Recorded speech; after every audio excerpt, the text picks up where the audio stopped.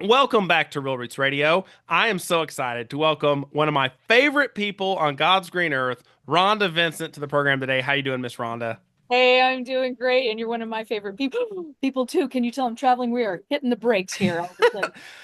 The Bluegrass Express is on the Oh, road. I'm so glad it's and going to be you even pointing. see you're traveling with me. Look at that. I just realized it's in the background too. Glad the Bluegrass Express is going to be rolling to Xenia, Ohio, to the Greene County Fairgrounds, July 19th. You guys are helping headline our inaugural Industrial Strength Bluegrass Summerfest, and we cannot be more excited.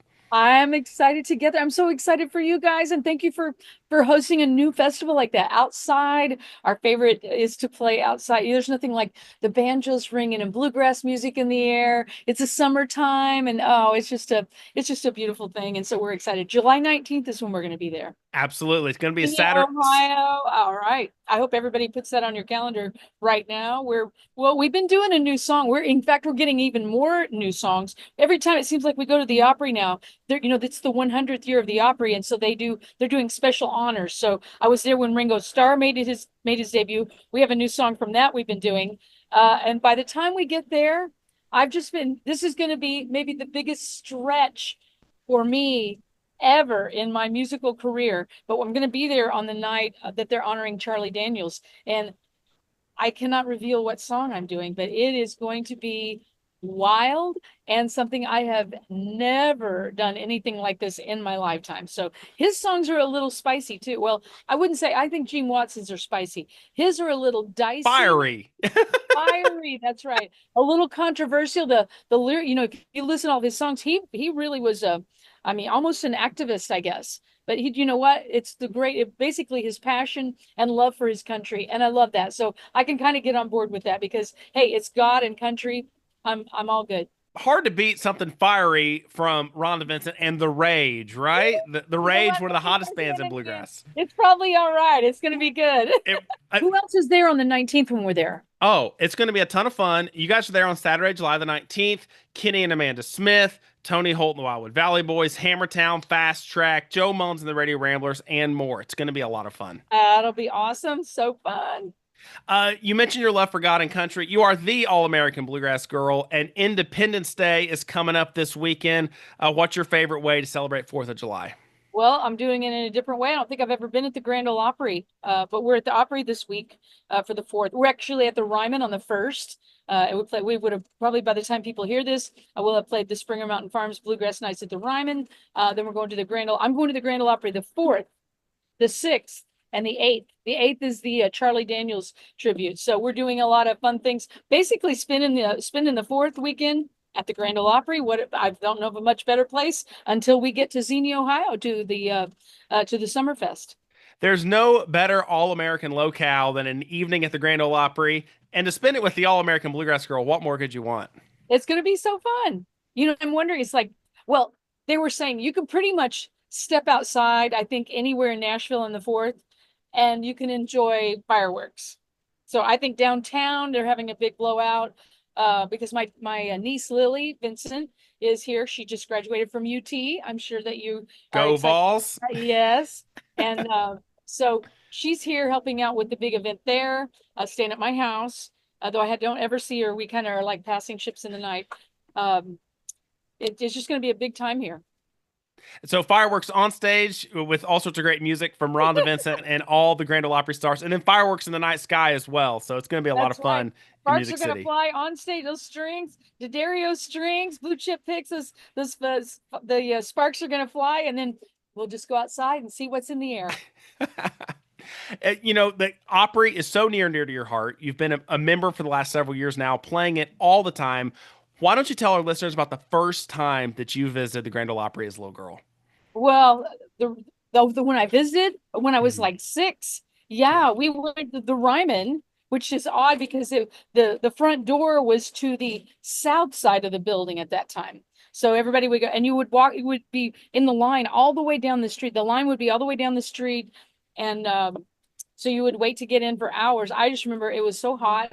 My father had a car wreck and well, broke his neck, was paralyzed from the neck down. So he couldn't walk. He gained his mobility. He said, Lord, if you'll give me one good leg, I'll drag the other one. So it would have been not that long after him, gaining his mobility. And so he couldn't hold me. He couldn't really carry me or anything. And I must have gotten really tired because we were there in that line. Some gentleman, and I don't know who he was, I remember he put me up on his shoulders and I could just see, if you can imagine being lifted up and just seeing all around and looking up and seeing the Ryman Auditorium. But that's, that's my first memory of being at the Ryman and being in Nashville.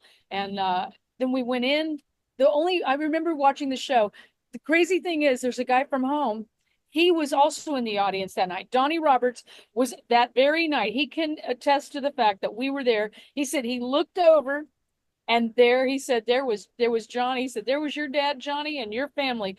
He said, I couldn't believe it. He said, I came all the way from Missouri and there you guys were there too. And so he remembered seeing us there. The only artist that I remember that night was String Bean. And I'm sure it's because of his, crazy suit that he was wearing. So, but my first memory of the Opry, probably one of my very first memories that I'm remembering is being at the Grand Ole Opry at the Ryman Auditorium, and it just doesn't get any better. And now there's all sorts of little kids that travel all over the country to the Grand Ole Opry stage to see you on stage. So that's amazing how it comes full circle. Oh, well, and that's as we're going around the country, there's so many people that are there at the audience. And like this weekend, we were in Vermont, and people are like, hey, on August, they even remember, they said August 11th of last year, we got to the Grand Ole Opry and Jeannie Seeley was supposed to be there. But then they said, Jeannie's not here, but we have a surprise for you. And it's Rhonda Vincent. He goes, we couldn't believe it. He said, we were here and we got to see you, and we didn't even know we were going to get to see you. You mentioned the Opry's 100th anniversary. You were part of some very special activities celebrating a century of the Grand Ole Opry, including on the big country music extravaganza that they had on network television a few months ago. What was that experience and celebration like? And what's it mean to be a part of the Opry family in such a special, unique year? Well, that we were there for 2 days. We had the rehearsals. So it was a special event, or I guess a special experience. Basically, it was the time you spent backstage and hanging out with the Oak Ridge Boys and Mark Wills and just all of the different artists, Chapel Hart, every new artists, the older artists. Caitlin Butts comes up and she says, "You were at my show," and because I went to her show, but I didn't really get to talk to her. And she goes, when we got a picture, she's now there on their next stage that they have for new artists. So it was the camaraderie was wonderful, and we're just hanging out with everybody and visiting, and then the rehearsals and the actual performance was a very small part of that. That's what the part you got to see, but the fun part was backstage and hanging out and eating and talking and visiting and people telling stories. When we were there, we said, you know what? We just do this like once a month? Yeah. So everybody can catch up. It was really fun. It was so fun. A big Opry family reunion, right? Yes. I think, and you know what? I think people would really love that. Maybe every 2 months, maybe once a month is too much, but or twice a year. I don't know, but I feel like we should do this more often. The bluegrass community should do that too. There should be this place where we get to come and just, have carry-in dinner or catered dinner, and just the artists get to visit. That's something you don't get to do very often. I know that's what you mentioned, how with the Opry 100 celebration, that the time on stage was just a small part of a large number of activities to enjoy. I know that's you at a bluegrass festival. You enjoy being on stage, but you also love being in the autograph line, visiting with people backstage, soaking in the sights and sounds that come with a great traditional outdoor bluegrass festival. And we're looking forward to having you at our inaugural Industrial Strength Bluegrass SUMMERFEST. It's coming up July 17th, 18th, and 19th. Folks, get tickets at industrialstrengthbluegrass.com. We're excited to see you in a few weeks. I can't wait. I will see you then. And yeah, it's an experience. You got the show. We see you. And don't forget, I have 30 new hat styles that we have that we're printing. The guys aren't carrying all 30 of them, but we have new shirts, new hats. So come see us, new music, and it's going to be such a fun time. And I hope you have those Admiral hats restocked, the black and yellow ones. Sold out of all the hats. We sell out of the Admiral hat on the first weekend. I can't believe it. So yeah, but more coming your way. Hopefully, The Rhonda Vincent Bluegrass Boutique is just taking it to another. We might have to be the Rhonda Vincent Bluegrass Mini Mall before, right? Yes. Can I get 6 tables instead of 3? We might just have to just rent one whole building out of the fairgrounds just for all of Rhonda's merch, right? Perfect. You've always wanted your own mall. Now's your chance. So I can't wait. and I know I can't wait, and I know Daisy Bell can't wait to see her Aunt Rhonda in a few weeks. So. I can't wait to see her.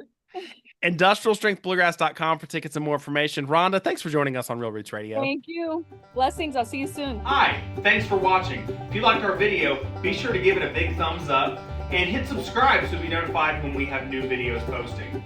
Be sure to check out some of our other content as well. Thanks for watching.